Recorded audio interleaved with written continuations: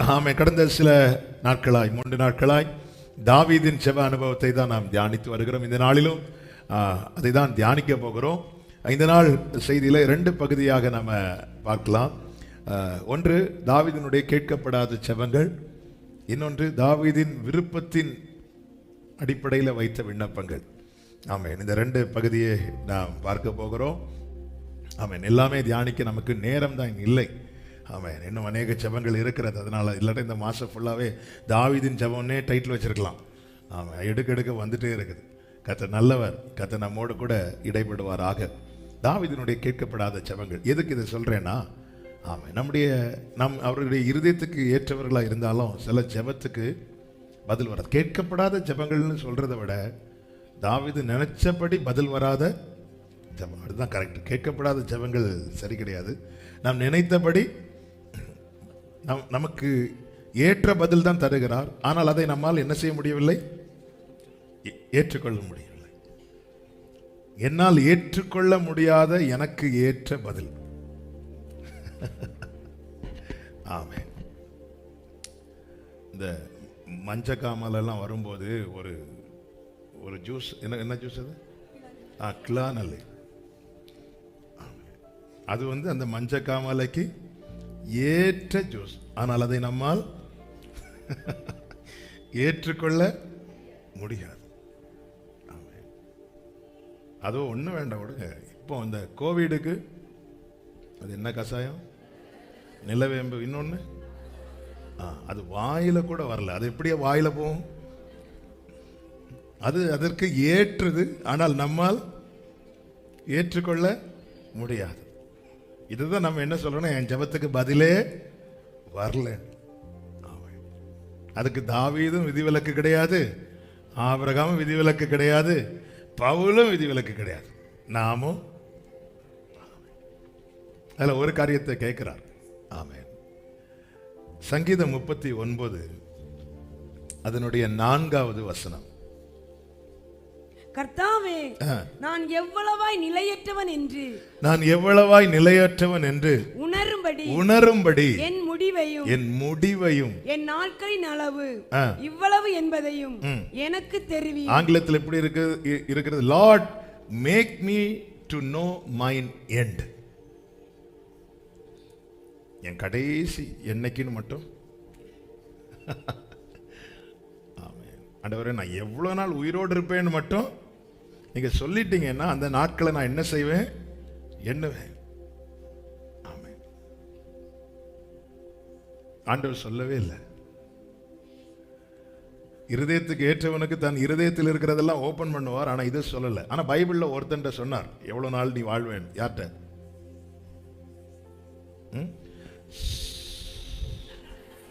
இது மட்டும் தான் கேக்குது. லிவியா தானே கொன்னாச்சு. ஓகே, யாரு? எசேக்கியா. ஆனா அப்படி சொல்லி எசேக்கியா செஞ்சதெல்லாம் நமக்கு தெரியும். ஒன்று, அவன் மனமேட்டிமையாய் நடந்தானா. நான் என்ன பண்ணாலும் நான் எத்தனை வருஷம் வாழ போறேன்? 15 வருஷம் வாழ போறேன். 2 நாளாக 32:25 சொல்லப்பட்டிருக்கிறது, மனமேட்டிமையாய் நடந்தானா. அடுத்து ஏசாயா 39வது அதிகாரம் 7-8 வசனங்கள்ல பார்க்கிறோம், என் நாட்களிலாவது சமாதானம் இருக்குமே அப்படிங்கிறோம். ஆமென். நல்லா புரிஞ்சுக்கோங்க. அடிக்கடி சொல்லுகிற வார்த்தை தான், தேவையினால சொல்றேன். எல்லாரும் இதை அறிந்திருக்கணும். நமக்கு நம்மை தெரிந்ததை விட அவருக்கு நம்மளை பத்தி நல்லாவே தெரியும். ஹல்லேலூயா. அதனால தேவன் நமக்கு ஏற்ற பதிலை தருவார். ஆனால் நாம் நினைத்தது போல வராததுனால நம்மால அதை என்ன செய்ய முடியலைன்னா, ஏற்றுக்கொள்ள முடியல. ஆண்டவரே, நான் எவ்வளவு நாள் இந்த பூமியில வாழ்வேன்னு தெரிஞ்சிட்டுன்னா அது உனக்கு தெரிய வேண்டாம். ஆனா தேவன் என்ன ஏற்ற பதில் கொடுத்தாருன்னா, தாவீதுட்ட சொன்னார், இங்க பாரு தாவீதே, நான் உனக்கு ஒரு வீட்டை கட்டுவேன், ஆலயத்தை கட்டணும் நீ நினைச்சிட்டு இருக்கிற, ஆனா உன் பிள்ளை அதை கட்டுவான். இப்படி ஆண்டவர் ஏற்ற பதிலை கொடுக்கிறார். ஆனா இவ்வளவு காலம் நீ வாழ்வாப்பா, இத்தனை வருஷம் நீ உயிரோடு இருப்ப, அப்படி சொல்லல. அப்படி யார்ட்டையும் சொல்லல. ஆபிரகாம்கிட்டையும் சொல்லல, ஈசாக்டையும் சொல்லல, யாக்கோபுட்டையும் சொல்லல. பேதுருட்ட சொல்ற, உன் கடைசி நாள்ல நீ முதிர் வயதான போது உன்னை தூக்கிட்டு போவாங்க, ஆனா இத்தனை வருஷம் நீ உயிரோடு சொல்லல. நம்ம பல நேரத்துல நம்ம அதை அறிந்து கொள்ள என்ன செய்கிறோம் தெரியுமா? ஆசைப்படுறோம். அதனால சிலர் என்ன பண்றாங்க, சிலர்கிட்ட கொண்டு போய் கையை காட்டுறாங்க. சில காரியங்கள் நமக்கு தெரியாமல் இருப்பது நல்லது. தூக்கு தண்டனை கைதி, திடீர்னு தீர்ப்பு வருது, 10 நாள்ல இவனுக்கு தூக்குல போடணும் அப்படின்னு. அந்த 10 நாள் தூங்குவானா? இல்ல. சில காரியங்கள் பாருங்க, 2 பேர் சொப்பனம் பார்த்தாங்க. சொப்பனம் பார்த்து யோசேப்பு அர்த்தம் சொல்லும் போது ஒருத்தனுக்கு விடுதலை கிடைக்குது, இன்னொருத்தனுக்கு தூக்கு. அப்போ அந்த செய்தி, அந்த ஒருத்தன் சாக போகிறான் என்ற செய்தி வந்ததும் அவனுடைய இருதயம் என்னாச்சு? கரைந்து போயிட்டான், சோர்ந்து போயிட்டான், துக்கப்பட்டான். ஆண்டவர்கிட்ட சில நேரத்தில் கேட்கிறோம், ஆண்டவரே என்னுடைய எண்டு, என் முடிவு எப்படின்னு தெரிஞ்சிட்டுனா. ஆமென், ஹல்லேலூயா. ஒரு தேவ பிள்ளைக்கு என்ன நிச்சயம் இருக்கணும்னா, என்னுடைய முடிவு அங்கதான். அவர்தான் என்னுடைய துவக்கம், அவர்தான் என்னுடைய முடிவு. இதுக்கு மேல அறிந்து கொள்ள எவ்வளவு முற்பட்டாலும் கர்த்தர் சிலருக்கு வெளிப்படுத்துவார். சில பரிசுத்தவான்களுக்கு எல்லாம் வெளிப்படுத்தி இருக்கிறார். ஆனால் அது வெளிப்படுத்தின விதங்கள் வேற. ஆமென். என்னை அவருக்கு தெரியும். இவனுக்கு எவ்வளவு கொடுக்கணும், இவனுக்கு எவ்வளவு வெளிப்படுத்தணும், இவனுக்கு எந்த மாதிரி பதில் கொடுக்கணும், இவன் கேட்கிற எல்லாமே இவனுக்கு கொடுக்கணுமா, இதெல்லாம் அவருக்கு தெரியும். ஏன்? நான் கேட்டதெல்லாம் தர என் தேவனால் கூடும். ஆனா கேட்டதெல்லாம் அவர் ஏன் தரல அப்படின்னா, அவர் என்னை இழக்க விரும்பவில்லை.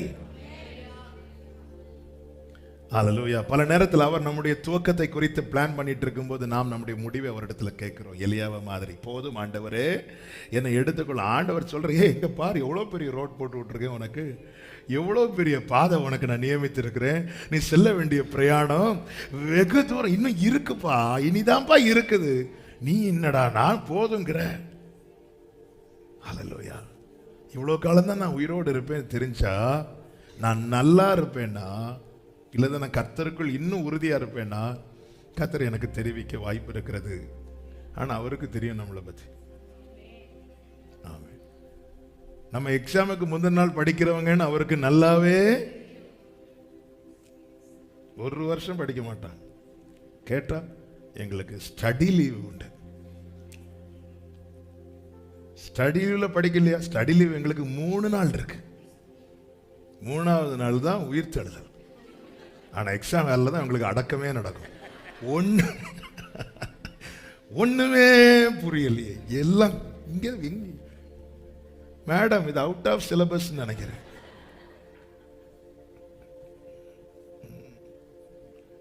ஆண்டவர் சொல்லல. அதுக்கு மாறாக என்ன செய்கிறார்னா, தாவீதுக்கு நம்பிக்கையாகவே இருக்கிறார். அதனால தான் சொல்ற, நீரின் நம்பிக்கை. இப்போது நான் எதுக்கு எதிர்பார்க்கிறேன்? இவ்வளோ கேட்டுட்டு இருக்கிறார், அவர் அமைதியாகவே இருக்கிறார். நான் எதுக்கு எதிர்பார்க்கிறேன்? நான் எதிர்பார்த்து இருக்கிறேன். நீங்க சொல்லுவீங்க சொல்ல மாட்டார் சில நேரத்தில். இன்னொரு ஜெபத்தை பாருங்க, 61:2, சங்கீதம் 61:2. என் இருதயம் தொய்யும் போது பூமியின் கடையாந்தரத்தில் இருந்து உம்மை நோக்கி கூப்பிடுவேன். எனக்கு எட்டாத உயரமான கன்மலையிலே என்னை கொண்டு போய் விடும். அதாவது சத்துரு இங்க என்ன தேடிட்டு இருக்கிறான்? நான் குகையில இருக்கிறேன், அங்க இருக்கிறேன், இங்க இருக்கிறேன், ஒவ்வொரு இடத்துல வந்துட்டு இருக்கிறான். எனக்கு எட்டுன இடத்துல எல்லாம் நான் போய் நிக்கிறேன். எனக்கு எட்டுன இடம்லாம் யாருக்கும் எட்டுது? சவுலுக்கும் எட்டுது. எனக்கு எட்டாத இடம் உங்களுக்கு எட்டும். அங்கே என்ன கொண்டு போய் விட்டுருங்க ஆண்டவரே. அதுதான் 55வது சங்கீதத்தில் சொல்றாரு, அதனுடைய 6-7 வசனங்கள். அப்பொழுது நான் எனக்கு புறாவை போல சிறகுகள் இருந்தால் நான் பறந்து போய் இளைப்பாறுவேன். நான் தூரத்தில் அலைந்து திரிந்து வனாந்தரத்தில் தங்கி இருப்பேன். பெருங்காற்றுக்கும் புசலுக்கும் தப்ப தீவிரித்துக் கொள்ளுவேன் என்றேன். தாவீது 20வது சங்கீதம் எடுக்க வேண்டாம். 20வது சங்கீதத்தில் ஒரு வார்த்தை சொல்றாரு தெரியுமா? அவர் உமது மன விருப்பத்தின்படி. இப்ப தாவீதுனுடைய மன விருப்பம் என்ன? எனக்கு புறாவை போல சிறகுகள் இருந்திருந்தால். 7வது வசனத்தை ஒரு விஷயம் கூட வாசிங்க. நான் தூரத்தில் அலைந்து திரிந்து யாருமே இல்லாத, யாரும் என்ன தொந்தரவு பண்ணாத இடத்துல போய் நான் உட்கார்ந்து இருப்பேன், எல்லா பிரச்சனைக்கும் தப்பி இருப்பேன். தாவீது இருதயத்துக்கு ஏற்றவனாச்சே. கொடுத்தாரா? உடனே கண்ணை திறந்து பார்த்ததும் சிலருக்கு இறக்கெல்லாம் வந்து விழுந்திருக்கு, அது வேற. ஆனா தாவீது கண்ணை திறந்து பார்த்ததும், பாத்தியா, நேர பறந்து சவுலுக்கு முன்னாடி போய் நின்று, ஹலோ சார், இங்க இங்க மேல இல்ல, கொடுக்கல தேவன். ஹல்லேலூயா.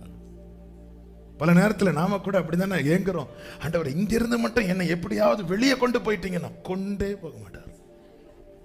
இந்த சிச்சுவேஷன்ல இருந்து மட்டும் ஆண்டவர் இனி சிலர் அப்படி இனி எக்காரணம் கொண்ட இங்க மட்டும் வரவே கூடாதுன்னு நினைச்சிட்டு இருப்போம். அங்கிருந்து வெளியே போக மாட்டோம். சுத்தி சுத்தி கடைசியில் பீடத்தை அதே மாதிரி அதே இடத்துல தான் வச்சிருப்பார் ஆண்டவர். என்ன ஆண்டவர் இது? நம்ம சிறகு கேட்க மாட்டோம், ஆனா அது கேட்டார் மாதிரி கேட்போம்.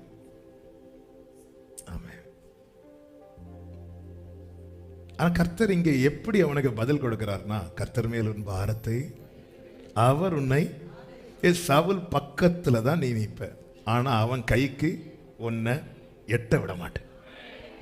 தாவீது எப்படி ஜெபம் பண்றார்னா, எனக்கு எட்டாத இடத்துல என்னை கொண்டு போய் விட்டுருங்க, ஒண்ணு எனக்கு சிறகு தாங்க, இல்லைன்னா என்ன நீங்க கொண்டு போய் விட்டுருங்க. ஆண்டவர் சொன்னார், சிறகும் தர மாட்டேன், நான் கொண்டு போய் விட மாட்டேன். சவுல் பக்கத்துல உன்னை நிறுத்தி அவனுடைய ஈட்டி உன் முடியல கூட படாதபடிக்கு நான் உன்னை பாதுகாப்பேன். ஆண்டவரே, அவங்களுக்கு நான் தெரியவே கூடாது, அவங்க என்ன தேடினாலும் அவங்களுக்கு நான் தென்படும். யாரும் இல்லாத இல்லை, எல்லாருடைய விருப்பம் இதுதான். நான் அப்படி கேட்கிறோம். ஆனா ஆண்டவர் அங்கேயே தான் வச்சிருக்கிறார். காலை கண் திறந்து பார்த்தா அவங்க தான், ஒரு ஃபங்க்ஷன் வீட்டில் போனாலும் அவங்க தான், ரேஷன் கடையில் மண்ணன் வாங்க போனாலும் நம்ம ஃப்ரெண்ட் லைன்ல அவங்க அதை நின்று இப்படி பார்க்குறாங்க, எங்க பார்த்தாலும் அவங்க தான். கர்த்தர் மேல் உன் பாரத்தை, ஆங்கிலத்தில் இருக்கு எரிந்துரு, தூக்கி போட்டுரு அவர் மேல, அவர் உன்னை ஆதரிப்பார், உன்னை தள்ளாட விட மாட்டார், தள்ளாட விட மாட்டார். அவன் கேட்கறதெல்லாம் ஆண்டவர் புறாவை மாதிரி, எனக்கு சிறகு இருந்தா நீ பறந்துட்டு இருப்ப, எவனா ஒருத்தன் இல்லைன்னா பிடிச்சு வச்சிருப்பான், புறாவை வச்சு பந்தயத்துக்கு விடுறதுக்கு. அதுக்கப்புறம் கூட்டில் இருப்போம். அவங்க பந்தயத்துக்கு நம்மளை, நீ இங்கேயே இரு, சவுலுக்கு முன்னாடி இந்த வாசி, இப்போ ஈட்டி வரும், ஓடு. என்ன ஆண்டவரே இது? ஹல்லேலூயா. தாவீதுக்கு எத்தனை பிரச்சனை இருந்துச்சு. தாவீதுடைய வஸ்திரத்தை கூட யாரும் கிழிக்கலையே, அத்தனை பேர் நடுவில் அடைக்கலாம்.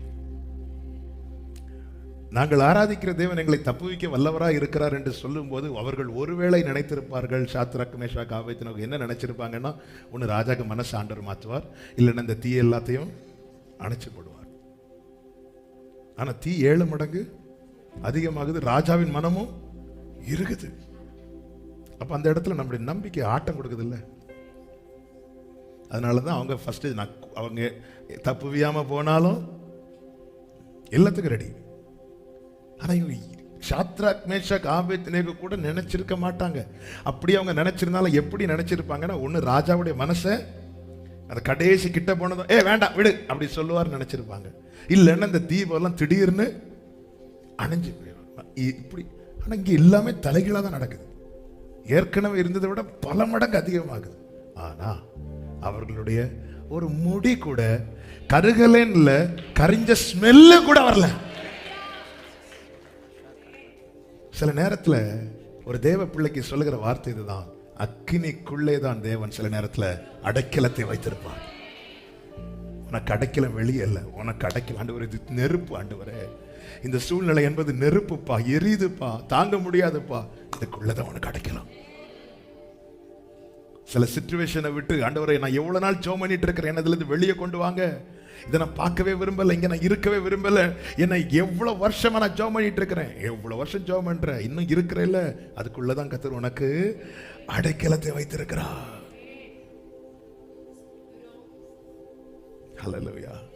அடுத்து தாவீது கேட்கிறார் 139:19, 139வது சங்கீதம் 19வது வசனத்துல, தேவனே நீர் துன்மார்க்கனை அழித்தீரானால் நலமாயிருக்கும். தாவீதுடைய சங்கீதத்துல இப்படிலாம் சொல்லும் போது அதுல அடிக்கடி வந்து போறது யாருன்னா சவுல். சவுல் ரோல் முடியது வரை சவுல் ரோல் முடிகிறது வரை வந்துட்டே போவார். அப்ப தேவன் வந்து சவுல் மரித்தான் இல்லைன்னு சொல்லல, ஆனா அந்த பிரச்சனை என்பது தாவீதுக்கு ஒரே நாள்ல தீர்வு. கோலியாத்தின் பிரச்சனை ஒரே நாள் தான், சிங்கம் கரடி பிரச்சனை எல்லாம் ஒரே நாள் தான்.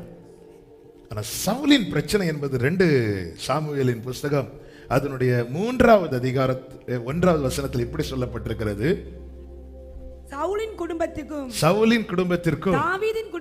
தாவீதின் குடும்பத்திற்கும் நெடுநாள் யுத்தம் நடந்தது.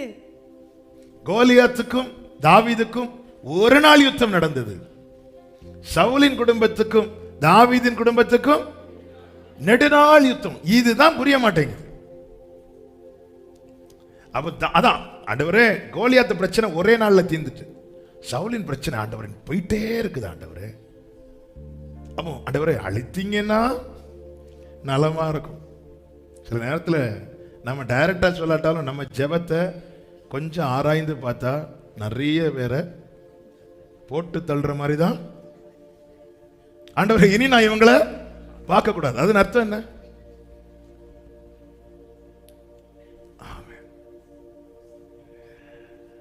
ஆண்டவரை அழித்தீரானால் நலமா இருக்கும். ஆண்டவர் அழிக்காம என்ன செய்தார் தெரியுமா? தாவீதுக்கு கேட்டது மாதிரி பதில் கொடுக்காம அவனுக்கு ஏற்ற பதிலை கொடுத்தார். அந்த பதில் தான் தாவீது பின்னாட்களிலே பாடுகிறான், என் சத்துருக்களுக்கு முன்பாக நீர் எனக்கு ஒரு பந்தியை ஆயத்தப்படுத்தி என் தலையை எண்ணெயால் அபிஷேகம் பண்ணுகிறீர். கர்த்தர் வச்சிருக்கிறார். ஹல்லேலூயா. சில நேரத்தில் நம்முடைய ஜெபங்கள் நாம் கேட்டதற்கு ஏற்றார் போல் பதில் வராமல் இருக்கலாம். ஆனால் தேவன் என்ன பதிலை தந்தாரோ அது அனைத்தும் நமக்கு ஏற்ற பதில் என்பதை ஒரு தேவ பிள்ளை புரிந்து கொள்வதோடு மட்டுமல்ல, அது அப்படியே உட்கொள்ளணும். ஆமென். இதை மறந்துடவே கூடாது. எனக்கு ஏற்ற பதில். சில ஆண்டவர் நான் கேட்கிறேன், ஆண்டவரே எனக்கு எட்டாத உயரமான இடத்துல என்னை கொண்டு போய் விடுன்னு சொல்லும் போது கர்த்தர் அங்கேயே வச்சிருப்பாருன்னா, அப்போ எனக்கு அடைக்கலம் எங்கதான் இருக்கு? இங்கதான் இருக்கிறது. மோசைக்கு அடைக்கலம், மோசைக்கு ஆதரவு அவனுடைய வீட்டில் இல்லை, பார்வோனின் அரண்மனையில் தான் கர்த்தர் வைத்திருந்தார். பார்வோனுக்கு மோசையின் பின்னாட்களை தெரிந்திருந்தால் விட்டிருப்பானா? அந்த தண்ணீரிலேயே முக்கி தெரியாது. இன்னைக்கு போராடுறவங்களுக்கு உங்களுடைய நாளை தெரியாது. ஆமென். கர்த்தர் சில வார்த்தையை சொல்ல வைக்கிறார். இன்னைக்கு உங்களுக்கு போராடிட்டு இருக்கிறாங்க தெரியுமா? அவங்களுக்கு உங்க நாளை தெரியாது, ஆனா உங்களை ஜெனிப்பித்தார் தெரியுமா? அவர்களுக்கு உங்க நாளை தெரிந்ததுனாலதான் அங்கே வச்சிருக்கிறார். அங்கே வச்சிருக்கிறார். உங்க நாளை மட்டும் பார்வோனுக்கு தெரிஞ்சிட்டு இருந்தனா தண்ணீரே உணவாகி முடிஞ்சு. முதலைக்கு காப்பாத்ததான் நாணல் பெட்டி. பார்வோனே கடிச்சு போட்டிருப்பான். இவன் நாளைக்கு நம்மள இல்ல, நாளைக்கு பார்வோன் டீம் சிவந்த சமுத்திரத்துல தண்ணீர்ல மூழ்கி சாக போற விஷயம் பார்வோனுக்கு தெரிஞ்சிட்டு இருந்தனா நைல் நதியில மோசே செத்துருப்பான். ஆமே. நீ என்ன நாளைக்கு அங்க முக்குற, உன்னை நான் இங்க முக்குறேன் பாரு. இன்னைக்கு போராடுற ஒருத்தருக்கும் நம்முடைய நாளை தெரியாது. ஆனால் நம்மேல் கிருபை பாராட்டுகிறவருக்கு நம்முடைய நாளை தெரியும். ஆமே. என்னுடைய நாளை தெரியாம போராடுறான். ஆமே. சகோதரர்களுக்கு தெரியாது, இவன் நம்மளை விட மேல இருப்பான். ஹே, அவன் மேல இருக்கிறதுனாலதான் நீங்க நாளைக்கு சாப்பிட போறீங்கன்னு தெரியாது. தெரிஞ்சதுக்கு அப்புறம் அவங்க வந்து காலையில விழுந்துட்டாங்க பாத்தீங்களா? ஆமே. அதனால நமக்கு ஏற்ற பதிலை தான் தர்றார், ஆனா நம்மால் அதை ஏற்றுக்கொள்ள முடியவில்லை. இந்த நாளில கர்த்தர் பேசுகிற காரியம் என்ன அப்படின்னா, அவர் தருகிற பதில் எதுவோ அதுவே நமக்கு ஏற்ற பதில். அதை அப்படியே ஏற்றுக்கொள்ளுங்கள், நீங்கள் ஆரோக்கியப்பட்டு பிழைப்பீர்கள். மஞ்ச காமாலைக்கு கிளானல்லி ஜூஸை குடிப்பது ஆரோக்கியம் இல்லை, எனக்கு மில்க் ஷேக் தான் வேணும்.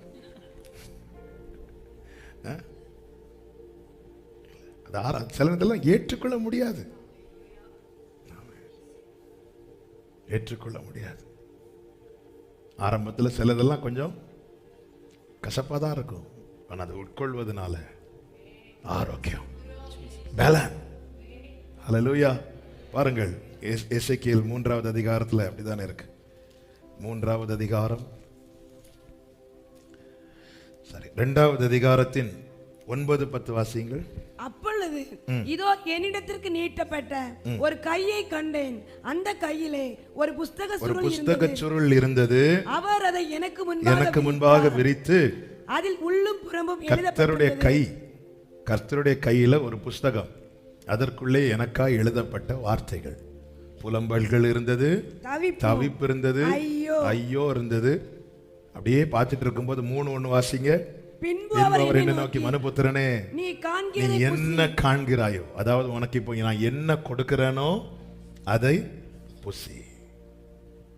எப்படி ஆண்டவரை புசிக்க முடியும்? இதுல ஒண்ணு கூட இல்லையே. அப்ப ஐயோவும் புலம்பலும் தவிப்பும் வேண்டாம் ஆண்டவரை, வேற பேச்சு இல்லைன்னா அந்த பைபிளை என்கிட்ட தாங்க, நாங்க எடுக்கிறோம். ஃபுல்லா நாம எடுத்துட்டு இருக்கிறோம். அவர் விரிச்சதை மட்டும் நாம எடுத்து எடுத்து சாப்பிடுறோம். அவர் விரித்ததை எடுக்க மாட்டேங்கிறோம். நீ இதை புசி அப்படிங்கிறார். 2வது வசனம், அப்படியே என் வாயை திறந்தேன், நான் வாய் திறக்காம அவர் ஊட்ட மாட்டார். அதாவது தேவன் அடித்தந்தல நமக்கு ஊட்ட மாட்டார். நான் வாய் திறக்கல, நான் வச்சுட்டு போயிடுவேன். நான் இருக்க வேண்டாம், சாப்பிடு. அவர் கொடுக்கிறத நான் வாய் திறந்துட்டு எனக்கு ஊட்டி விடுவார். அன்பு காட்டி வளர்த்தத பார்த்தா அம்மானு கூப்பிடு, அறிவூட்டி வளர்த்தத பார்த்தா அப்பானு கூப்பிடுவே, என்னை கொஞ்சுவத கெஞ்சுவத பார்த்தா அம்மானு. இந்த புசி அப்படிங்கிறார். வச்சுட்டு போங்க. சில பேச மாட்டாங்க, ஆனா வச்சுட்டு போனதுக்கு அப்புறம் எடுத்து உருட்டி, ஆனா ஒரு பேச்சு கிடையாது. முகத்துல பார்க்க மாட்டாங்க, திரும்பி இன்னைக்கு ஒண்ணும் இல்லையா, அப்படி இல்லை. இது புசி பார்க்கிறான். அதுல ஐயோ இருக்கிறத பார்க்கிறான், அதுல புலம்பல் இருக்கிறத பார்க்கிறான், அதுல தவிப்பு இருக்கிறத பார்க்கிறான். அதுக்கப்புறம் எப்படி எசேக்கியேல் வாயை திறந்தேன்னா, அது அவர் கையில இருந்தா புலம்பல் களிப்பா மாறும், துக்கம் சந்தோஷமா மாறாம். ஏமாறா, அது என் அப்பா கையில இருந்தா. அப்பா கையில இருந்த களிமண் மட்டும் பாத்திரமா மாறாது, புலம்பலும் ஆனந்த களிப்பா மாறும். ஆமென். ஜீசஸ் அடுத்தவன் புசிக்கிறான் பாருங்க. அவர் அந்த சுருளை புசிக்க கொடுத்து, மனுபுத்திரனே நான் உனக்கு கொடுக்கிற இந்த சுருளை நீ உன் வயிற்றிலே உட்கொண்டு அதனால் உன் குடல்களை நிரப்புவாயாக என்றார். அப்பொழுது நான் அதை புசித்தேன். அது எப்படி இருந்துச்சா? தேனை போல தித்திப்பா இருந்துச்சு. நல்ல கைகளை தட்டி ஹல்லேலூயா. ஆமென். என்ன கொடுக்கிறாரு அதை வாங்குங்க. அதுக்கு தான் இதை எடுத்து சொன்னது. ஹல்லேலூயா. ஆமா, இப்படி கொடுக்கறீங்களே இல்ல, அது எங்க யார் கையில இருந்து கொடுக்கப்படுகிறது? ஹல்லேலூயா, ஹல்லேலூயா. கர்த்தர் நடத்துவாராக. இன்னொரு காரியத்தை கூட சொல்லி ஜெபிக்கிறேன். விருப்பத்திலிருந்து வெளிப்படுகிற விண்ணப்பங்கள், நம்முடைய விண்ணப்பங்கள் அநேகம் என்று சொல்வதை விட 99% நம்முடைய விருப்பங்களில் இருந்து தான் வெளிப்படுகிறது. சில காரியங்களை நம்ம வேதத்தின்படி கேட்பது அநேகர் விரும்பியும் கேட்பாங்க, சிலர் வேற வழி இல்லாம கேட்பாங்க. ஆமாம். இப்போ இப்படி சொல்லணும்னா, இஸ்ரவேலர்கள் எகிப்தின் வேதனையை தான் வெறுத்தாங்களே தவிர எகிப்தின் வாழ்க்கையை வெறுக்கல. அவங்களுக்கு என்ன மட்டும் வேண்டாம்னா, இந்த வேதனை வேண்டாம். ஆனா என்ன வேணும் அவங்களுக்கு? எகிப்தின் வாழ்க்கை வேணும். அதனால தான் ஃபுல்லாக எகிப்து நினைக்கிறோம். ஸோ இப்படி நமக்குடைய ஜெபம் இருக்கக்கூடாது. யாக்கோபு நிருபம் 4வது அதிகாரம் அதனுடைய 23வது வசனத்தில் இப்படி சொல்லப்பட்டிருக்கிறது. யாக்கோபு 4:3 நீங்கள் விண்ணப்பம் பண்ணியும் உங்கள் இச்சைகளை நிறைவேற்றும்படி செலவழிக்க வேண்டும் என்று அவ நினைவுகளை பார்க்கிறார். நீ விண்ணப்பம் பண்ணி கேட்கிற, நீ என்கிட்ட பணத்தை கேட்கிற, ஆனா அந்த பணம் எதற்காக கேட்கிறேன்னு கர்த்தர் பார்க்கிறார். ஆண்டவரே, அவங்களுக்கு அன்னைக்கு ஜெபம் பண்ணப்போ 10 லட்சம் கொடுத்தீங்கன்னு சொன்னாங்க, எனக்கு ஒரு 5 லட்சம் தாங்க. அவங்களுக்கு 10 லட்சம் கொடுக்க காரணம் அவங்களுக்கு அவ்வளோ தேவை இருந்துச்சு. இப்போ உனக்கு அவ்வளோ தேவையில்லை. ஆனால் நீ என்ன கேட்குற? அவங்களுக்கு 10 கொடுத்தனால எனக்கு அட்லீஸ்ட் நான் பாதி தான் ஆண்டவரை கேட்குறேன், எனக்கு 5 தாங்க. ஆனால் நீ எதுக்கு கேட்குற? அந்த 5 லட்சம் ரூபா வச்சு நீ என்ன பண்ண போற? இதெல்லாம் கர்த்தருக்கு தெரியும். அதனால தான் சொல்லப்பட்டிருக்கிறது, இச்சைகளை நிறைவேற்றும்படி செலவழிக்க வேண்டும் என்று தகாத விதமாய் விண்ணப்பம் பண்ணுகிறபடியினால் பெற்றுக்கொள்ளாமல் இருக்கிறீர்கள். நல்ல கவனமா கேளுங்க. நம் விருப்பங்கள் அவருக்கு ஏற்றதா இருந்தால் நம் விண்ணப்பங்கள் அவருக்கு உகந்ததா இருக்கும். நம்முடைய விருப்பங்கள் அவருக்கு ஏற்றதா இருந்தால் நம்முடைய விண்ணப்பங்கள் அவருக்கு உகந்ததா இருக்கும். தாவீதின் சில விருப்பங்களை, ஜெபங்களை நம்ம தியானிச்சு தேவசமத்தில் அப்படி நம்ம இன்னைக்கு ஜெபம் பண்ணி இந்த நாளில் தேவசமத்தில் நம்ம அர்ப்பணிக்கலாம். முதலாவது தாவீது என்ன கேட்கிறார் பாருங்கள். 51வது சங்கீதம் 10 முதல் 12வது வசனங்கள் நல்ல தெரிந்த வசனங்கள் தான். தேவனே, சுத்த இருதயத்தை என்னிலே சிருஷ்டியும், நிலைவரமான ஆவியின் உள்ளத்திலே புதுப்பியும், உமது சமூகத்தை விட்டு என்னை தள்ளாமலும் உமது பரிசுத்த ஆவியை என்னிலிருந்து எடுத்து கொள்ளாமலும் இரும். உமது இரட்சணியத்தின் சந்தோஷத்தை எனக்கு திரும்ப தந்து உற்சாகமான ஆவியை. இப்ப தாவீது என்ன கேட்கிறார்னா, இழந்த அத்தனை ஆவிக்குரிய அனுபவங்களையும் தேவனிடத்தில் கெஞ்சி கேட்கிறான், உருகி கேட்கிறான். தன் வாழ்க்கையில என்னென்ன அனுபவங்களை இழந்தானோ இருதயத்தில் கரை வந்துட்டு. இதே தாவீது தான் பாடுகிறார், இருதயத்தில் சுத்தம் உள்ளவன். இப்ப இருதயத்தில் கரை வந்துட்டு. அடுத்து என்ன? நிலைவரமான ஆவி. நம்ம இதை தியானிச்சோம் 2 நாளைக்கு முன்னாடி. இதே தாவீது, ஒன்றை நான் கேட்டேன் அதே நாடுவேன் என்று அப்படி இருந்த தாவீது இப்பொழுது கர்த்தரை பார்க்கறதுக்கு பதில் பட்சேபாளை பார்க்கிறான். அப்ப அங்க ஒரு கரை வந்துட்டு. அடுத்து என்ன கேட்கிறாருன்னா, உம்முடைய சமூகத்தை விட்டு என்னை தள்ள. பயம் வந்துட்டு இப்போ. ஏன்னா தனக்கு முன்னாக ஒருவன் சமூகத்திலிருந்து தள்ளப்பட்டான். அது யாரு? சவுல். இது சமூகத்திலிருந்து ஒருத்தன் தள்ளப்பட்டா என்ன நடக்கும் என்பது அவனுக்கு முன்னாடி ஒருவன் சாட்சியா இருக்கிறான். ஆமே, பயம் வந்துட்டு. அடுத்து என்ன கேட்கிறான்? உம்முடைய பரிசுத்த ஆவியை எடுத்து போடாதிரும். இருக்கிறது மாதிரி தான் இருக்கும், ஆனா ஆவியானவர் விலகுனது யாருக்குமே தெரியாது.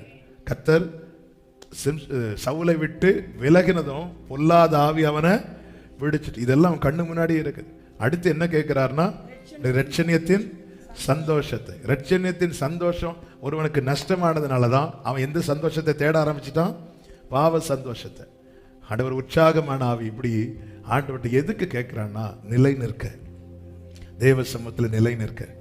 நல்ல ஒரு உகந்த ஜெபம். ஒவ்வொரு தேவ பிள்ளையும் அவன் இப்படி ஜெபிக்க காரணம் என்ன? அவனுடைய ஆசை என்ன?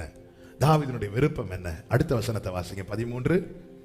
அப்பொழுது பாதகருக்கு உமது வழிகளை உபதேசிப்பேன். தாவீதினுடைய விருப்பம் என்ன அப்படின்னா, ஒரே லைன்ல சொல்லணும்னா, ஆண்டவரே, நான் சுவிசேஷம் சொல்ல விரும்புறேன்ப்பா, நான் சுவிசேஷம் சொல்ல விரும்புறேன். பாவிகள் உம்மிடத்தில் மனம் திரும்புவார்கள். நல்லா புரிஞ்சுக்கோங்க, சுவிசேஷத்தை கற்றும் சொல்லலாம், கை கொண்டும் சொல்லலாம். கற்றறிந்து சொல்றவங்க ஏராளம் பேர் இருக்கிறாங்க, ஆனா கை கொண்டு சொல்லணும். ஆமே, அறிவின் அடிப்படையில் வெளிப்படுத்தலாம், சுத்தத்தின் அடிப்படையில் வெளிப்படுத்தலாம். தாவீது கேட்கிற, ஆண்டவரே, நான் சொல்லி எல்லாரும் கேட்பாங்க, ஆனா அத்தனை பேரும் மனம் திரும்பணும்னா நான் நிக்கணும் உங்க சமூகத்துல. அதனால கேட்கிறேன்ப்பா, சுத்த. எனக்கு ஆசை என்ன? இவ்வளவு எதுக்கு தாவீது வேணும்? நான் அந்த சிங்காசனத்துல இருந்து எப்படியாவது வெளியா அப்படி விலகாம இருந்துடும், அதுக்கு கேட்கல. ஆண்டவரே, நான் பாதகருக்கு உடைய வழியே, ஏன்னா எனக்கு நீங்க சொல்லி தந்திருக்கிறீங்க. அந்த ரட்சிப்பு நான் என்ன என்பதை என்னை அனுபவிக்க வச்சிருக்கிறீங்க. பயங்கரமான குழியிலிருந்து என்னை தூக்கி கண்மலை மேல நிறுத்தி இருக்கிறீங்க. இப்போ என்னுடைய மீறுதல்னால நான் குழியில இருக்கிறேன். நான் அதே பாவத்துல இருந்து இன்னொருத்தனுக்கு சொல்லலாம், ஆனா மனம் திரும்ப மாட்டான். என்ன நான் உபதேசிப்பேன், பாவிகள் உம்மிடத்தில் மனம் திரும்புவார்கள். நான் ஒருத்தன்ட்ட, ஆமா, மகாத்மா காந்தியை குறித்து நினைக்கிறேன், ஒரு ஸ்டோரி. அவரை குறித்த ஒரு சம்பவம். அவரிடத்துல ஒரு தாயார் தன் மகனை அழைத்து கொண்டு வந்து சொன்னார்களாம், என் பையன் ரொம்ப சாக்லேட் சாப்பிட்றான் ஐயா, நீங்கள் ஒன்று விளக்குனீங்கன்னா நல்லா இருக்குன்னு சொல்லிட்டு அவர் சொன்னாரா, நெக்ஸ்ட் வீக் வாமா உன் பையன்ட்ட நான் பேசுகிறேன் அப்படின்னு. நெக்ஸ்ட் வீக் அதே மாதிரி கூட்டிகிட்டு வந்து நான் அந்த பையனை கூப்பிட்டு சொன்னார், இதை பரப்பா அதெல்லாம் ரொம்ப கேடு, தேவைக்கு 1-2 சாப்பிடு, ஆனால் ரொம்ப சாப்பிடாத, அது உனக்கு ரொம்ப கேடுன்னு சொன்னதும் அவன் சரி ஐயா சொன்னதும் தாயார் கேட்டாங்க, எங்க இதை இவ்வளோ தானே, நான் நீங்கள் ஏதோ பெரிய ஸ்டடி எடுப்பீங்கன்னு நினச்சேன், இவ்வளோ தானே, இதை நீங்கள் அப்போவே சொல்லியிருக்கலாம்ல. அப்போ அவர் சொன்னாராம், நான் அவனை விட நிறைய சாக்லேட் சாப்பிடுவேன். அப்போ நீங்கள் இது ஒரு கம்ப்ளைண்ட்டாக வைக்கும்போது முதல்ல இடித்தது இங்கே, அதனால் 1 வீக்கு நான் இருந்து பார்த்தேன், என்னால் சாக்லேட் சாப்பிடாம இருக்க முடியுமான்னு முடிஞ்சது. அதனால எனக்கு தைரியமாக நமக்குள்ளே உண்டாகிற மாற்றம் நம்ம கேட்கிறவங்களுக்குள்ள உண்டாகும். அடுத்த தலைமுறையினர் வளர்ந்து கொண்டிருக்கிறார்கள். குடும்பத்தில் ரட்சிக்கப்படாதவங்க இன்னும் இருந்துட்டு இருக்கிறாங்க. நம்ம கூட பழகிறவங்க, நம்ம கூட பேசுறவங்க எத்தனை பேர். ஆமென். நம்ம தேவன் நிருபங்களை வைத்திருக்கிறார். ஆனா ஒன்றும் இன்னும் இந்த நிருபத்தில் எழுதப்படவில்லை என்றால் அவங்க விரித்து பார்க்கறாங்க இந்த வாழ்க்கையின் நிருபத்தை. இவங்க பேசினது, இவங்க சொல்றது இந்த நிருபத்தில் எழுதப்பட்டிருக்கிறதா? இல்லையே.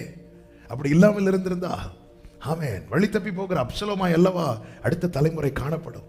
ஒரு தேவ பிள்ளை கதறுகிறான். தாவீது கேட்கிறான், ஆண்டவரே என்கிட்ட வருத்தம், நான் அனுபவித்த இந்த சந்தோஷம், இந்த ரட்சிப்பு அடுத்த தலைமுறை அனுபவிக்கணும், அடுத்த சந்ததி நிக்கணும். ஆண்டவர் அதற்காக அப்பா சுத்த இருதயத்தை சிருஷ்டியும், எனக்கு நல்ல ஞானத்தை தாங்கன்னு கேட்கல, எனக்கு சுத்தத்தை தாங்கன்னு கேட்கிறான். எனக்கு நல்ல ஹீப்ரு, கிரீக்கு, இங்கிலீஷ், இந்த நாலேஜ் தாங்கன்னு கேட்கல, சுத்தத்தை கேட்கிறான். பரிசுத்த ஆவி என்னை விட்டு எடுத்து போடாதிரும் என்று கேட்கிறான். நிலைவரமான ஆவி எனக்கு தாங்கன்னு கேட்கிறான். ரட்சணியத்தின் சந்தோஷத்தை எனக்கு திரும்ப தாங்கன்னு கேட்கிறான். உற்சாகமான ஆவி என்னை தாங்கும்படி செய்யும் என்று கேட்கிறான். அவனுடைய விருப்பம் அவருக்கு உகந்ததா இருந்ததுனால தாவீது அன்னைக்கு இருந்த 4 பேருக்கு மட்டும் சுவிசேஷம் சொல்லுகிறவனாய் அல்ல, இன்னைக்கு உலகம் முழுவதுக்கும் சுவிசேஷம் சொல்லுகிறவனாய் கர்த்தர் தாவீதை மாற்றினார். அதனாலதான் அந்த சங்கீதம் எழுதப்பட்டு வேதத்தில் ஏற்றுக்கொள்ளப்பட்டது. தாவீது என்னெல்லாம் சொல்றார் பாருங்க. 40வது சங்கீதம் 10வது வசனம், 40:10. உம்முடைய நீதியை என் இருதயத்துக்குள், அவருடைய நீதியை சொல்லுகிறார். அவர் தன்னுடைய நீதியை சொல்லல. நான் யார் தெரியுமா, நான் எப்படி தெரியுமா, நோ, அது சுவிசேஷம் கிடையாது. நான் என்னை குறித்து சொல்வதல்ல சுவிசேஷம், என்னை நீதிமானாய் மாற்றினவரை குறித்து சொல்வதே சுவிசேஷம். ஹல்லேலூயா. நீதியை சொல்லுகிறான், அவருடைய சத்தியத்தை சொல்லுகிறான், அவருடைய ரட்சிப்பை சொல்லுகிறான், கிருபையை சொல்லுகிறான், அவருடைய உண்மையை. மொத்தத்தில் தாவீது வாயை திறந்தா இயேசுவை குறித்தே பேசுகிறான். அவருடைய நீதி, சத்தியம், கிருபை, ரட்சிப்பு, உண்மை, இதன் மொத்த உருவம் தான் நம்ம ஆண்டவராகிய. அதனால அந்த இயேசுவை அப்பவே பார்த்துட்டார். ஹல்லேலூயா. இந்த சுவிசேஷத்தை பார்க்கிறவங்க இயேசுவை பார்க்குறாங்க, சுவிசேஷத்தை கேட்கிறவங்க இயேசுவை கேட்குறாங்க, சுவிசேஷத்தை விரும்புறவங்க இயேசுவை விரும்புறாங்க. இது ஒவ்வொருவர் மேலும் விழுந்த கடமை தெரியுமா? ரட்சிக்கப்பட்ட ஒவ்வொருவர் மேலும் விழுந்த கடமை. சுவிசேஷம் சொல்லணும். நான் சொல்லி எங்க கேட்பாங்க? ஏன் கேட்க மாட்டாங்க? ஏன்னா நாம இன்னும் நிலைக்கல. நம்ம விதைக்கிறோங்க, விளைய செய்யறது கர்த்தர். ஆமென். இயேசு சமூகத்துல இருந்து பேதுரு, யோவான் கேட்ட சுவிசேஷம் தானே யூதாச கேட்டிருப்பான். ஆனா யூதாஸ் என்ன ஆயிட்டான்? கெட்டு போயிட்டான். அது யார் தப்பு?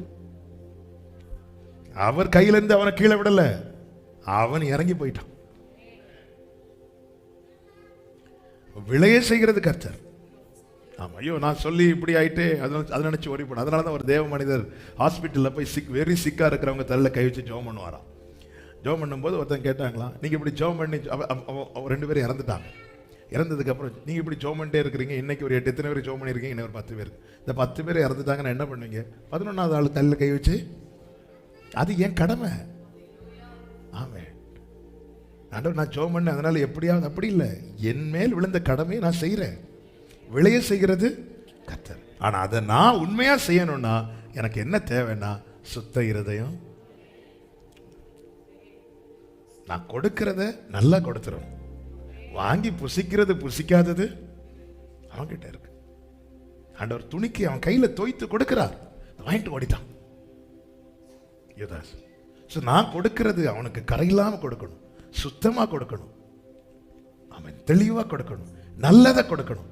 அந்த நல்லதை நான் கொடுக்கும் போது பாவிகள் உம்மிடத்துல நிச்சயமாய் மனம் திரும்புவார்கள் ஆண்டவரே, சுத்த இருதயத்தை சிருஷ்டியும். அது கேட்கிறான். அப்போ இப்படி ஒரு ஜெபம் உண்மையிலே நம்ம இந்த சங்கீதம் படிக்கும் போதும் அல்லது இப்படி ஏதாவது செய்தி கேட்கும் போது மட்டும்தான் நமக்கு வருதா, இல்லை நம்ம அடிக்கடி ஜெபம் பண்றோமா என்பதை சிந்திக்கணும். யார் இதை ஜெபம் பண்ணுவாங்க அப்படின்னா, மற்றவர்களுக்கு கர்த்தருடைய வழி, அவருடைய நீதியை, அவருடைய சத்தியத்தை, அவருடைய கிருபையை, அவருடைய ரட்சிப்பை, அவருடைய உண்மையை யார் தெரிவிக்க விரும்புகிறார்களோ அவங்க இப்படி ஜெபம் பண்ணுவாங்க. நம்முடைய விருப்பம் அவருக்கு உகந்ததாய் மாறட்டும். அடுத்து என்ன கேட்கிறார் பாருங்க, 143:10 வாசிங்க. 143வது சங்கீதம் 10வது வசனம். உமக்கு பிரியமானதை செய்ய எனக்கு போதித்தருளும், நீரே என் தேவன். உம்முடைய நல்ல ஆவி என்னை செம்மையான வழியிலே நடத்துவாராக. ஆமென். உமக்கு பிரியமானதை செய்ய. இந்த பழைய சர்ச்சில் இங்க வந்து மார்னிங் பிரேயர் நடக்கும் 5 மணிக்கு. இப்போ நடந்துட்டு இருக்கு. அப்போ பிரேயர்ல நம்ம டாக்டருங்கள் தான் வந்து பிரேயர் நடத்திட்டு லாஸ்ட்ல ஜெபம் பண்ணி முடிக்க அவங்கள்ட்ட தான் சொல்லுவேன். எப்போ ஜெபம் பண்ணி முடிச்சாலும் இந்த வசனத்தை சொல்லி தான் ஜெபம் பண்ணி முடிப்பாங்க. அதுக்கப்புறம் நான் அந்த வசனத்தை பிடிச்சிட்டேன். ஆமாம். தாவீது கேட்கிறார், உமக்கு பிரியமானது செய்ய எனக்கு. ஏன் அப்படி கேட்டார்? ஏன் அப்படி கேட்டார்னா 40வது சங்கீதம் 8வது வசனத்துல, என் தேவனே உமக்கு பிரியமானதை செய்ய விரும்புகிறேன். விருப்பத்தை விண்ணப்பமாய் வைக்கிறோம்.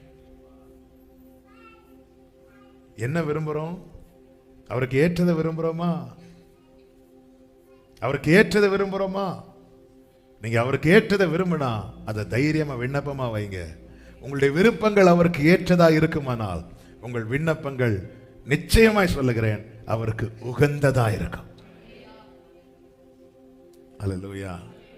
உமக்கு பிரியமானதை செய்ய. அதனால தான் கேட்கிறாரு, உங்களுடைய நல்ல ஆவி என்னை செம்மையான வழியிலே. அப்போ ஒரு காரியம் புரிஞ்சுக்கிட்டாரு, நான் விரும்புகிறேன், அதை நான் விண்ணப்பத்திலையும் வைக்கிறேன். நீங்க பார்த்துக்கோங்க, நீங்க நடத்து, நீங்க எப்படி நடத்துறீங்களோ நடக்கிறதுக்கு நான் ரெடி. ஆமாம். அதாவது நான் அவர் கையை பிடிப்பது வேற, அவர் என் கையை பிடிப்பது வேற. யவீர் முதலாவது அவர் கையை பிடித்து வீட்டுக்கு கூட்டிட்டு போறான். அங்கிருந்து ஒரு நியூஸ் வந்தது, அவன் கை தளர்ந்தது. இப்பொழுது இயேசு அவன் கையை பிடித்து நாம் அவர் கையை பிடிச்சு கூட்டிட்டு போனா பாதியில விட்டு விடுவோம். ஆனால் அவர் நம் கையை பிடித்தால் இந்த தேவன் என்றென்றைக்கும் உள்ள சதா காலமும் நம்முடைய தேவன் மரண பரியந்தம் நடத்துவார். அதனாலதான் சொல்றார், ஆண்டவரே இது ஒரு சண்டேக்கு இல்ல நான் கேட்கிறது, ஒரு சண்டே மட்டும் இல்ல, ஒரு கிறிஸ்துமஸுக்கோ ஒரு நியூ இயருக்கோ அல்லது முக்கியமா இந்த 40 நாட்கள் வருது. அப்பா அப்பா என்ன பிரதர் சாப்பிட்டீங்க? கஞ்சி. 41வது நாள். ஆமென். நமக்கு உயிர்ப்பின் நாள். ஆனா எத்தனை ஜீவன்களுக்கு எவ்வளவு கொடூரமா கொதறி போட்டிருப்பாங்க இல்ல? இந்த இப்படிப்பட்ட சீசனுக்கு மட்டும் இல்ல, கடைசி வரை அவன் இப்படி பிரியமானதை செய்யணும்னு தாவீதுக்கு ஆசை வர காரணம் என்னன்னா, தாவீது நல்ல பைபிள் படிக்கிறவர்.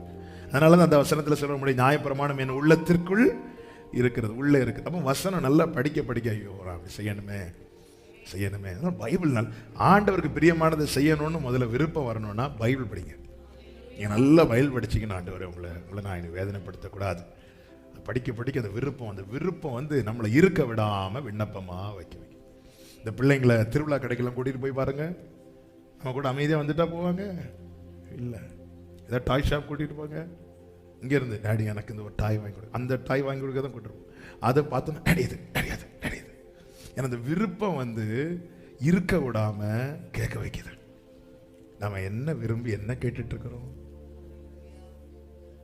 ஆமே, நம்முடைய விருப்பம் அவருக்கு ஏற்றதா இருக்குதா? தாவீதையே நெஞ்சோடு சேர்த்து வச்சிருந்தார் தெரியுமா?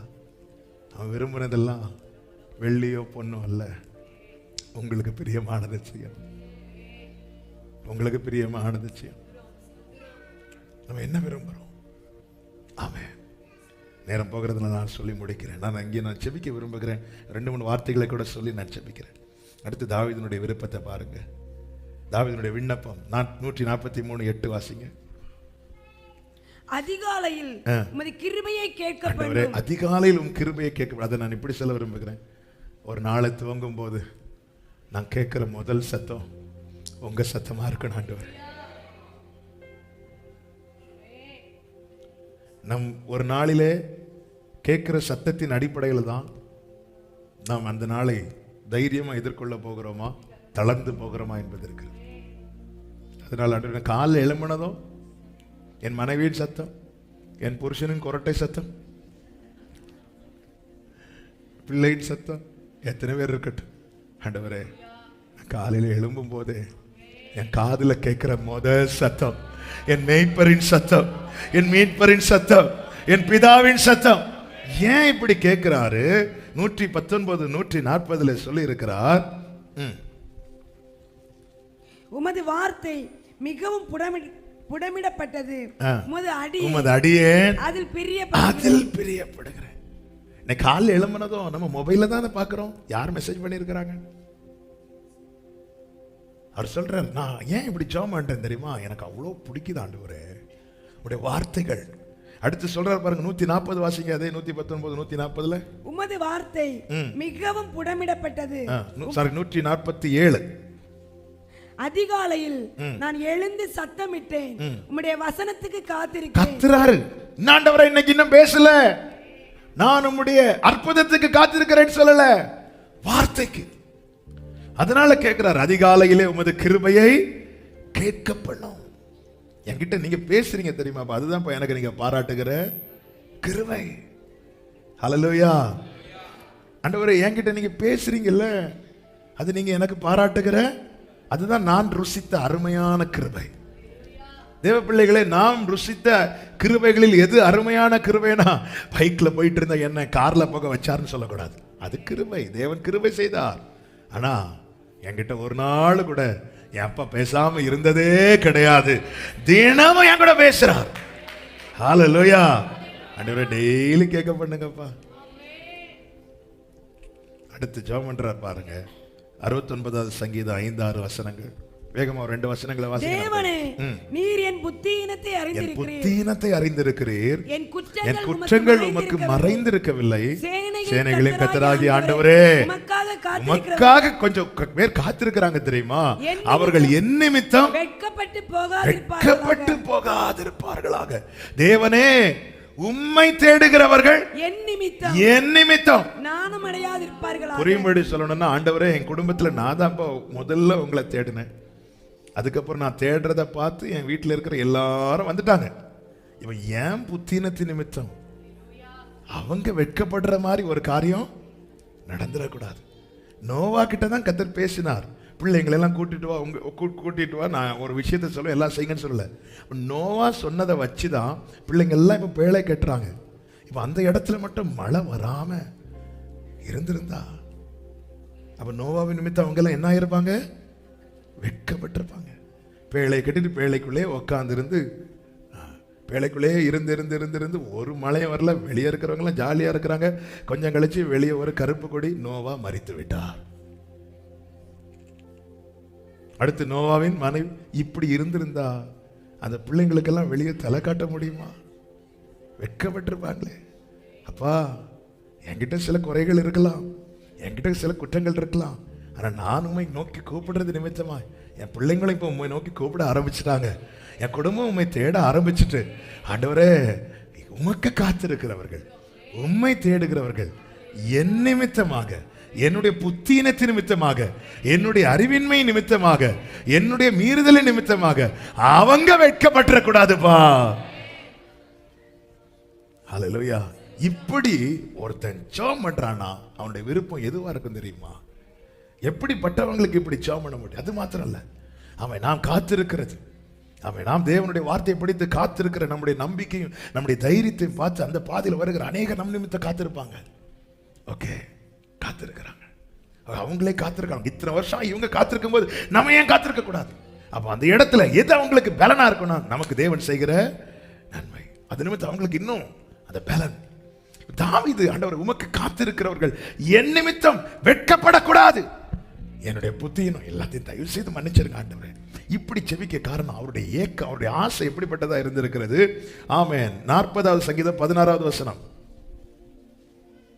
உம்மை தேடுகிற அனைவரும் உமக்குள் மகிழ்ந்து சந்தோஷப்படுவார்கள். தாவீதுனுடைய ஆசை என்ன தெரியுமா? உம்மை தேடுகிற நான் மட்டும் மகிழக்கூடாது, யார் யார் உங்களை தேடுறாங்களோ அத்தனை பேரும் சந்தோஷமா இருக்கணும். ஆண்டவரே, இந்த ஃபாஸ்டிங் பிரேயர்ல யார் யார் உங்க சமூகத்தில் தேடி வந்தாங்களோ அத்தனை பேரும் மகிழ்வார்களாக. இந்த விருப்பமும் இந்த ஆசை இருக்கிறவங்க என்ன சொல்லுவாங்க தெரியுமா? ஆண்டவரே, நான் அதை நம்ம ஜெபத்தோடு கொண்டு வருகிறேன். ஆண்டவரே, என் பக்கத்துல இருந்து இந்த சகோதரி, ஆண்டவர் நீங்க செய்வீங்க நம்பி உங்க சமூகத்தில் அழுதுட்டு இருக்கிறாங்கப்பா, அதை என்ன பார்க்க வச்சுட்டீங்க. இப்ப நான் உங்களுக்காக ஜெபம் பண்றேன், என் நிமித்தம் அவங்க வெட்கப்பட்டுறக்கூடாது. ஆமென், ஆமென். அவங்க சந்தோஷப்படட்டும். தாவீதுனுடைய இருதயம் எப்படிப்பட்ட இருதயமா இருக்கு பாத்தீங்களா? எல்லாரும் நல்லா இருக்கணும், தேவனை தேடுகிற ஒருவரும் வெட்கப்படக்கூடாது, தேவனுக்கு காத்திருக்கிறவர்கள் வெட்கப்படக்கூடாது, தேவனை தேடுகிறவர்கள் நாணம் அடையக்கூடாது. நாம தேவனை தேடுகிறவர்களா இருக்கிறோம். நம்மை போல தேவனை தேடுற ஒருத்தங்களை, நீ எல்லாம் சர்ச்சுக்கு போறியே, உனக்கு ஏதாவது நடந்துச்ச 4 கேள்வி கேட்கிறன்னா அந்த கேள்வி யாரை தான் கேட்கிறாங்க? நம்ம தான் கேட்கிறாங்க. ஆமே. ஆண்டவரே, அவங்க சிலர் பாருங்க, சிலருடைய வேதனையை நமக்கு தேவன் காட்டி தருவார். அவங்க கிட்ட போய் என்ன வேதனைன்னு கேட்கறதுக்கு இல்லை. ஆமே. ஆண்டவரே, அவங்க பாரத்தில் இருக்கிறாங்க, கஷ்டத்தில் இருக்கிறாங்க, அவங்க உங்களை தேடி வந்திருக்கிறாங்க. ஆண்டவரே, நான் உங்கள்கிட்ட அவங்களுக்காக ஜெபம் பண்றேன். இப்போ நான் அவங்களுக்காக ஜெபம் பண்றேன். என்கிட்ட சில குறைகள் இருக்கலாம், அது நிமித்தம் நீயா ஜெபம் பண்ற அப்படி மட்டும் நினைச்சிடாதீங்க. ஆண்டவரே, என் புத்தீனத்தின் நிமித்தம், என் அறிவீனத்தின் நிமித்தம் என்கிட்ட சில குறை இருக்கலாம், ஆனா அவங்க காத்திருக்கிறாங்கப்பா, அவங்க தேடுறாங்கப்பா, உங்களை நம்பி வந்திருக்கிறாங்கப்பா, அவங்க வெட்கப்பட்டுற கூடாதுப்பா. ஆண்டவரே, என்ன ஜெபங்க இது, என்ன ஜெபங்க? ஆண்டவரே, நான் தாவீது பேசுறேன் இல்லைங்க. ஆண்டவரே, நான் எல்லாருக்காக ஜெபம் பண்றேன், அவங்க உங்களை தேடுறவங்க, உமக்கு காத்திருக்கிறவங்க. இப்போ எஸ்தர் ராஜாவின் தயக்காக போறதுக்கு அவளுக்கு ஒரு தேவை கிடையாது, அவ சேஃப் ஆயிட்டா. ஆனாலும் ஒரு கூட்டம் யூதர்கள் காத்திருக்கிறாங்க, இந்த எஸ்தர் நமக்காக போய் பேசுவான். அவ முன்னாள் ஜெபம் பண்ணிட்டு போறா. என்ன நடக்க போகுது, என்ன நடக்க போகுது? அந்த இடத்துல மட்டும் ராஜா பொற்செங்கோல் நீட்டலைன்னா அந்த எஸ்தர் நிமித்தமாய் அந்த காத்திருந்த அத்தனை பேரும் வெட்கப்பட்டிருப்பாங்கல்ல. ஆனா கர்த்தர் விடல, விடமாட்டா. நீங்க யாருக்காக ஜெபம் பண்றீங்களோ, காத்திருக்கிறவங்களுக்காக சிலருக்காக நீங்க ஜெபம் பண்ணலாம். ஆனா ஜெபம் பண்ணும்போது, ஆண்டவரே, என்னுடைய பலவீனத்தின் நிமித்தமோ, என்னுடைய அறிவினத்தின் நிமித்தமோ, என்னுடைய புத்தினத்தின் நிமித்தமோ அவங்க வெட்கப்பட்டுறக்கூடாதுப்பா, அவங்களுக்கு நடக்காம போயிடக்கூடாதுப்பா. ஏன்னா என் ஆசை எல்லாம் உங்களை தேடுற அத்தனை பேரும் என்னாலும் மகிழ்ந்து சந்தோஷப்படுவார்களாக. ஹல்லேலூயா. நம்ம எல்லாருமே இந்த ஜெபம் செய்யணும். ஹல்லேலூயா. ஊழியம் செய்யறவங்க கண்டிப்பா இந்த ஜெபத்தை, ஏன்னா அவங்களுக்கு தான் உத்தரவாதம் மிக மிக அதிகம். ஆண்டவர் என் நிமித்தமா, ஆமென். ஊழியத்தில் ஆண்டவர் ஊழியம் தான் கன்ஃபார்ம் பண்ணதுக்கு அப்புறம் நான் ஆண்டவர்கிட்ட கேட்ட ஜெபம் எனக்கு இப்போ ஞாபகம் இருக்கு. எனக்கு அது, ஆண்டவரே, என்னால ஒரு ஆத்மா வரலைனாலும் பரவாயில்ல, உள்ளே இருக்கிற ஆத்மா, எனக்கு என்ன தெரியும், எங்க அப்பாவே எனக்கு தெரியும். அந்த பரிசுத்தவா நின்ன இடத்துல அடுத்தது போய் ஒரு சிங்கத்து பக்கத்தில் ஒரு எலி நிற்கிற மாதிரி, ஒன்றும் இல்லாமலேருந்து கர்த்தர் தம்முடைய தாசனை நிறுத்தி உருவாக்கி கொண்டு வந்த இடத்துல அப்படியே ஒரு அப்பா தோளில் வந்து உட்காந்து பேசுகிற மாதிரி, நான் வேற ஆண்டவரே திருளான ஆத்மாக்களே தாங்க, அப்படி நான் கேட்கவே இல்லை. ஆண்டவர், என்னால் ஒரு புதிய ஆத்மா உள்ள வரலைனாலும் பிரச்சனை இல்லை. ஆண்டவரே, நான் பிரசங்கம் பண்ணி இருக்கிறவங்களையும் விரட்டாத படிக்கு கர்த்தர் ஜெபத்தை கேட்டார். ஆமென். தாவீது ஜெபம் பண்றாருங்க. அப்பா, என் புத்தினத்தினால நான் சிலருக்காக ஜெபம் பண்றேன், அவன் என்னுடைய புத்தினத்தினால அவங்க வெட்கப்பட்டுற கூடாதுப்பா. என்ன ஜெபங்க இது? என்னுடைய அறிவீனத்தின் நிமித்தம், என்னுடைய தவறுதலின் நிமித்தமா அவங்க வெட்கப்பட்டுற கூடாது. என் பிள்ளை என்கிட்ட ஃபோன் பண்ணி, அம்மா ஜெபம் பண்ணுங்கன்னு சொல்றான், நான் ஜெபம் பண்றேன்னு நினைச்சு நம்பி போறாங்க. என்னுடைய புத்தினத்தின் நிமித்தம் அவங்க ஃபெயில் ஆயிடக்கூடாது ஆண்டவரே. என் சொந்தக்காரங்க கேட்கிறாங்க, நீ ஜெபம் பண்ணு, அவங்க நினைச்சிட்டு இருக்கிறாங்க நான் நல்ல ஜெபம் பண்றேன். ஆண்டவர் என்னுடைய புத்தினை திரும்பிட்டோம். ஏன்னா அவங்க நல்லா இருக்கணும்பா, அவங்க மகிழணும் ஆண்டவரே. என்ன ஒரு ஜெபத்தை அப்படியே வச்சு ஜெபம் பண்ணலாமா? தாவீதுக்கு வெளியே சொல்லாட்டியும் தாவீதுக்கு அவனுடைய குடும்பத்தை ரொம்ப பிடிக்கும், ஃபேமிலி. அதனால தான் இன்னொரு பிரேயர் இருக்கு. ஒரு பிரேயரை சொல்லி பிரசங்கத்தை சொல்லலை, நம்ம பிரேயராகவும் படிச்சுட்டு இருக்கோம்.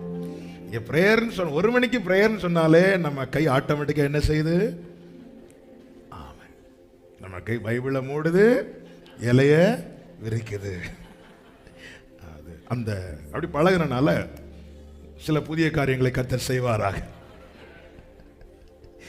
ஆமாம், தாவீதுக்கு ஃபேமிலியை ரொம்ப பிடிக்கும், பிள்ளைங்களை ரொம்ப பிடிக்கும். அதனால தான் அப்சலோம் எவ்வளவு முரடனாய் கொடூரமாய் தப்பு பண்ணாலும் அவன் செத்ததும் அழுதான்.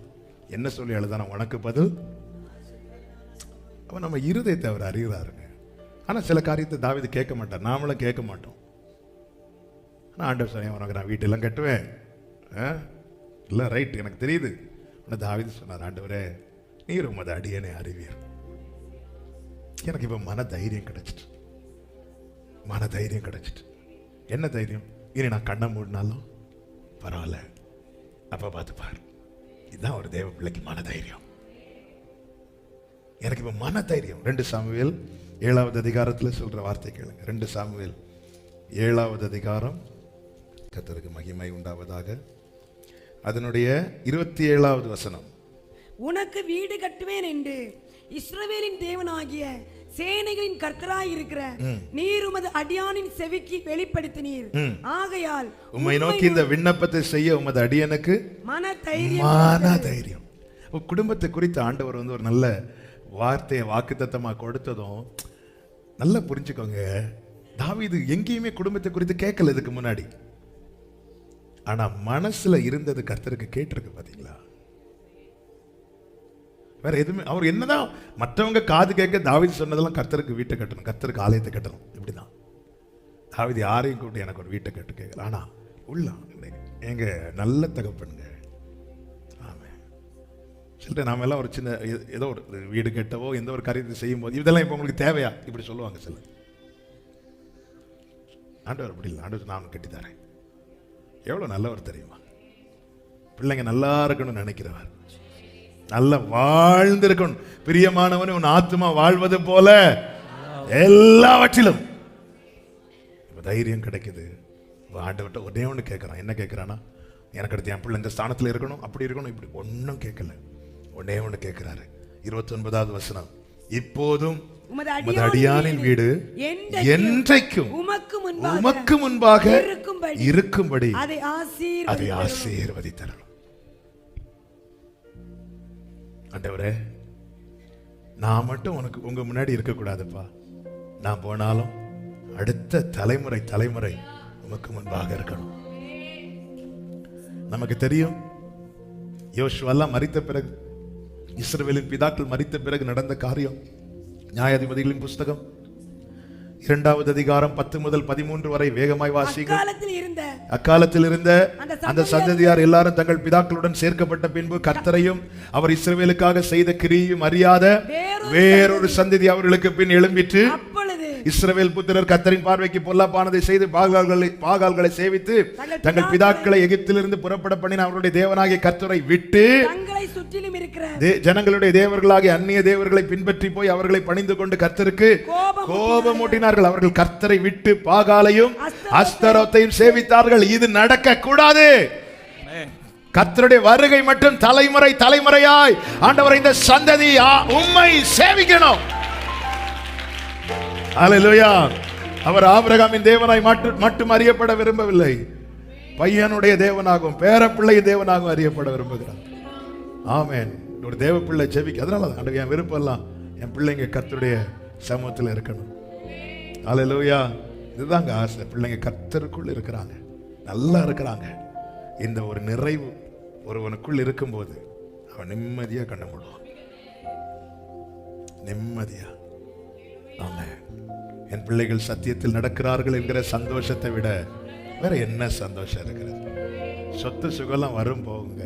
இன்னைக்கு நம்ம கிட்ட இருக்கிறதுல இது ஒரு 10 வருஷத்துக்கு முன்னாடி இருந்துச்சா? நம்ம கிட்ட ஒரு 15 வருஷத்துக்கு முன்னாடி இருந்துச்சா? இல்லையே. அப்போ அன்னைக்கு இல்லாதது இன்னைக்கு இருக்கு, இன்னைக்கு இல்லாதது நாளை பிள்ளைங்க கிட்ட இருக்கும். கர்த்தர் கொடுப்பாருங்க. எங்க அப்பாலாம் ஊழியத்துக்கு நடந்து எத்தனையோ மைல் போயிருக்கிறாங்க, சைக்கிள் மிதிச்சுட்டு போயிருக்காங்க. நான் ஊழியத்தை ஆரம்பிக்கும் போதே கார்ல தான். இப்போ ஆண்டவர் அடுத்த தலைமுறையை பிளஸ் பண்றாரு, கர்த்தர் நடத்துறாரு. இது ஒரு விஷயம் கிடையாது. விஷயம் என்ன? நான் நிக்கிறேன் அவர் சமூகத்தில், தலைமுறை நிக்குதா? அதனாலதான் ஆண்டவரே உமது அடியானின் வீடு உமக்கு முன்பாக இருக்கும்படிக்கு பிளஸ் பண்ணுங்க. கர்த்தர் பிளஸ் பண்ணார். அந்த கூடாரம் இனி விழக்கூடாது என்பதற்காக அதே சந்ததியில இயேசு வெளிப்பட்டார், தாவீதின் குமாரன் என்று அறியப்பட்டார். அந்த ஜெபம் எவ்வளவு ஏற்றதா இருக்கிறது பாருங்க. அப்ப சமத்துல நம்மை தாழ்த்தி கேட்கலாமா? ஆண்டவரே, என் நிமித்தம் யாரும் வைக்கப்பட்டுறக்கூடாது, உமக்கு பிரியமானதை நான் செய்யணும். முழங்கால் போடலாமா? டைம் ஆயிட்டு ஒரு 5 minutes ஜெபம் பண்ணலாமா? பரிசுத்த பிதாவே, நல்ல தகப்பனே, இந்த நாளில் உங்க சமூகத்தில் கொண்டு வந்து பாட, துதிக்க, ஆராதிக்க, செபிக்க வைத்த கிருபைகளுக்காக ஸ்தோத்திரம். எங்களோடு பேசினீரே. எங்கள் விண்ணப்பங்கள் உமக்கு, எங்கள் விருப்பங்கள் உமக்கு ஏற்றதாகவும், ஆண்டவர் எங்கள் விண்ணப்பங்கள் உமக்கு உகந்ததாக இருப்பதாக.